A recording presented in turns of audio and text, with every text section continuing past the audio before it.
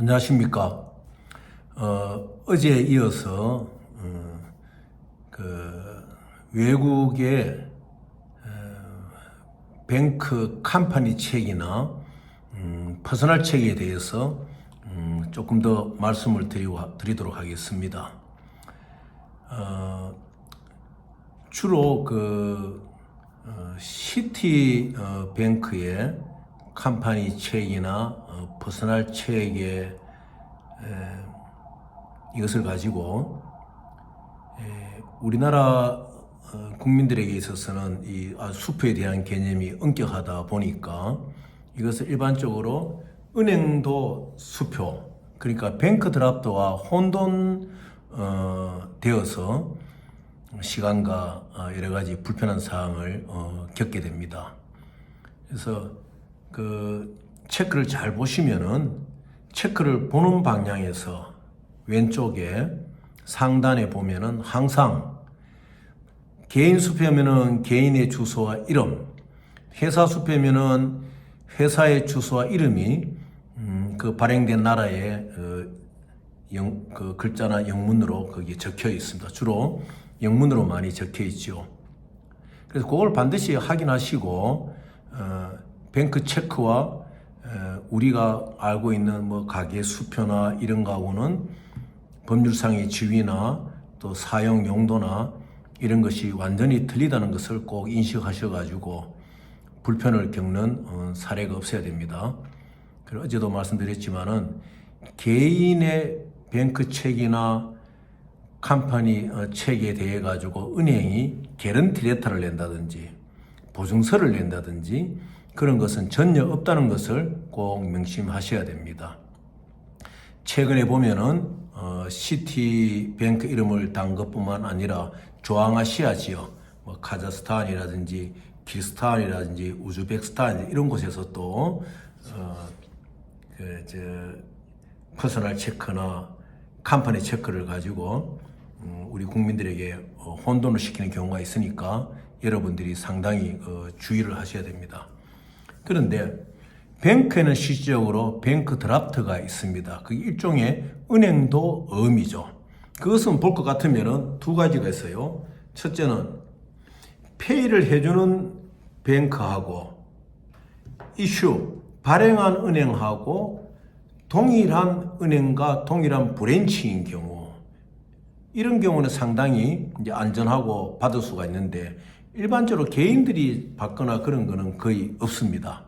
그 다음에 이슈 뱅크는 A란 뱅크의 어디 브랜치인데 페이, 이 수표 체크에 있는 어마운트의 숫자의 금액을 내주는 페이 해주는 뱅크는 같은 A뱅크의 브랜치가 틀리게 돼 있어요. 예를 들면은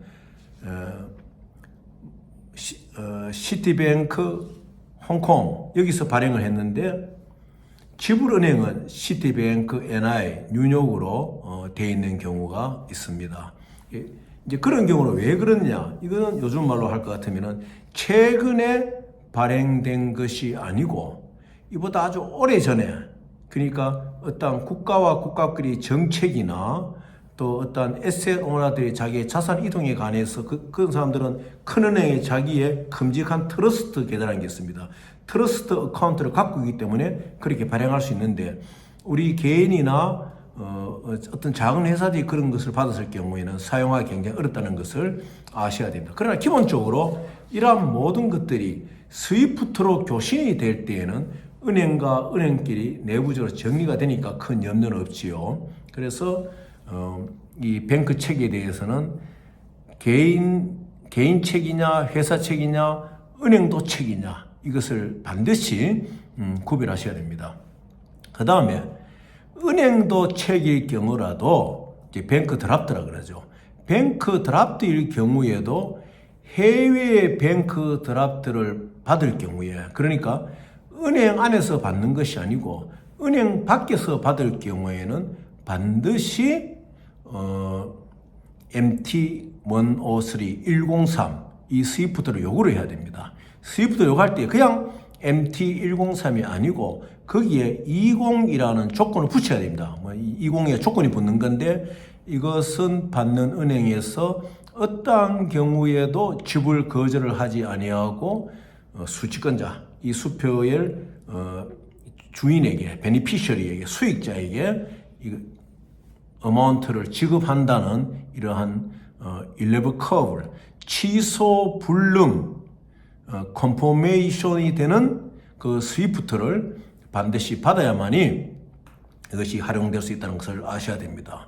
그래서 볼 것 같으면은 밖에서 막 다니는 거 있잖아요. 내가 뭐 해외에 가서 이런 걸 받아왔는데 이거 좀 보관하고 있으면은 몇 달 뒤에 어떻게 된다. 그건 다 아닌 것입니다. 그러면 그렇게 이해하시면 돼요.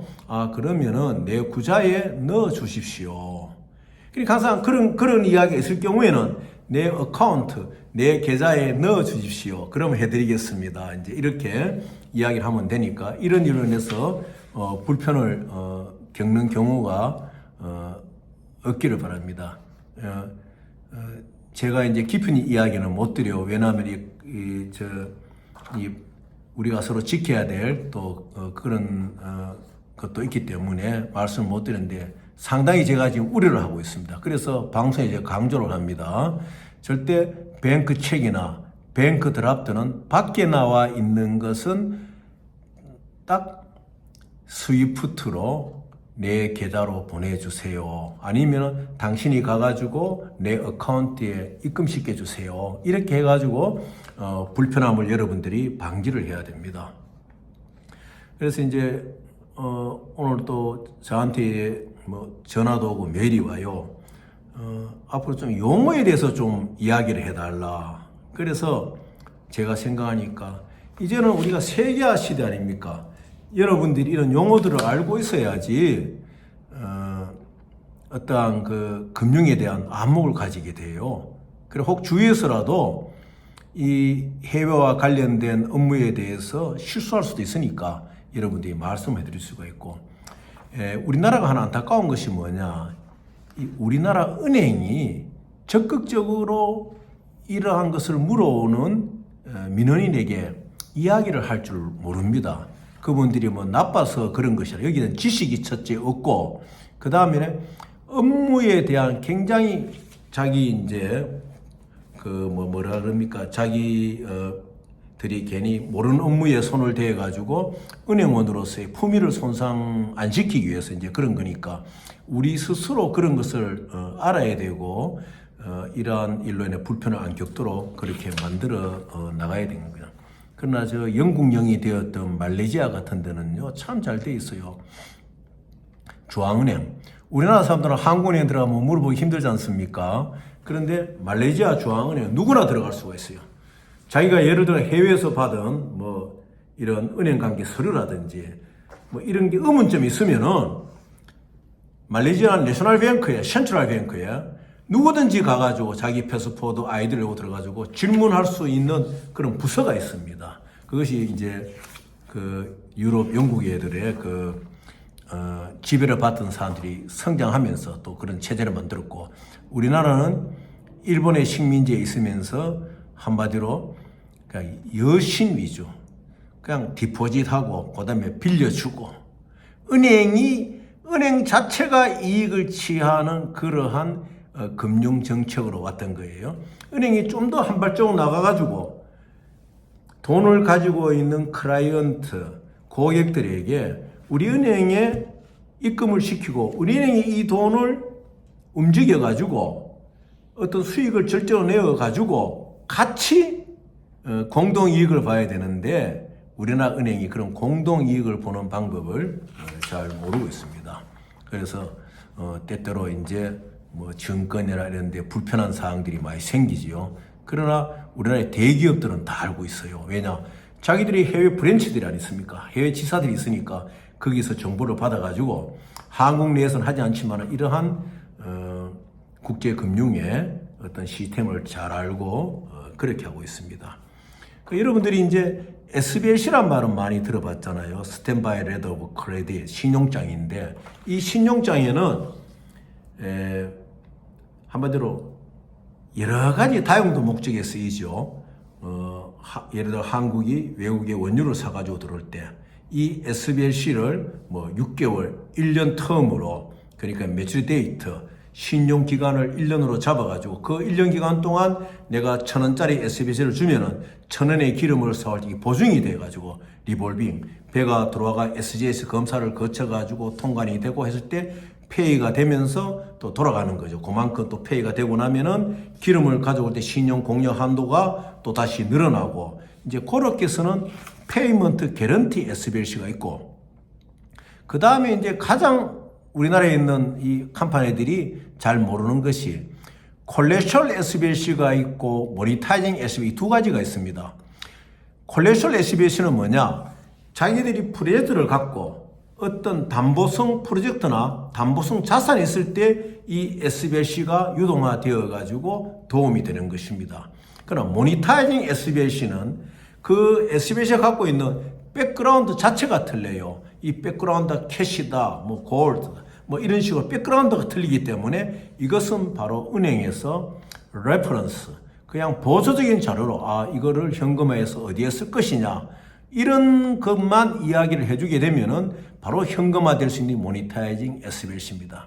지금 보면은 기업이나 개인들이 그 SBLC를 외국에서 리징, 빌려오거나 또 그다음에 바이언셜, 퍼체이스 SBLC라 그러는데 그건 참 우리 개인들은 하기 힘들죠. 보통 개인 기업들이 리징으로 가져올 때 보면은 이런 것을 구분하지 못하기 때문에 이것을 받아가지고도 한국 내 은행하고 대화가 잘 되지를 못하는 거예요.